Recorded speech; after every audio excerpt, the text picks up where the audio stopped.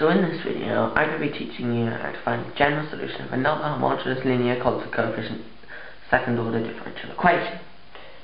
So, this is the second case. In my first video on this I did the first case, and in my next video I'm going to do the third case. So, as you may have noticed, I've written this differential equation out in a bit of a different form to normal. There's another way of writing it. It's just to show you there are many ways of writing differential equations, so if you ever come across one of these ways, you'll know what they mean.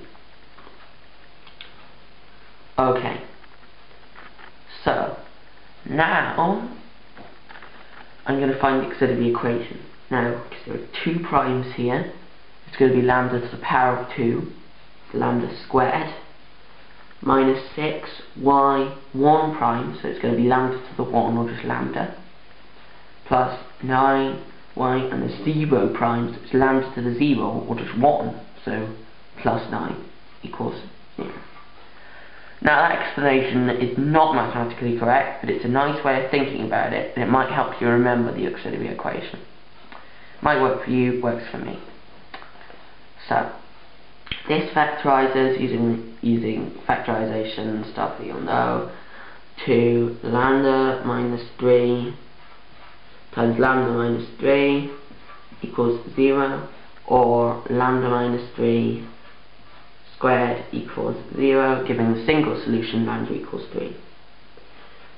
Now, what some people may do here is they might go straight to this, that y equals c e to the 3x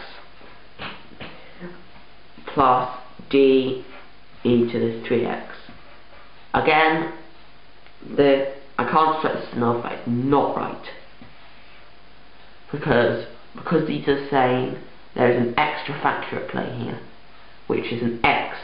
So y equals c plus dx e to the 3x is the solution, which can be written as c e to the 3x plus dx e to the 3x.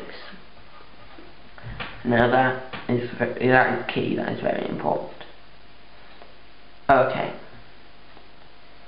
so that was the second case in finding the general solution of a second order homogeneous linear constant coefficient differential equation. Thank you.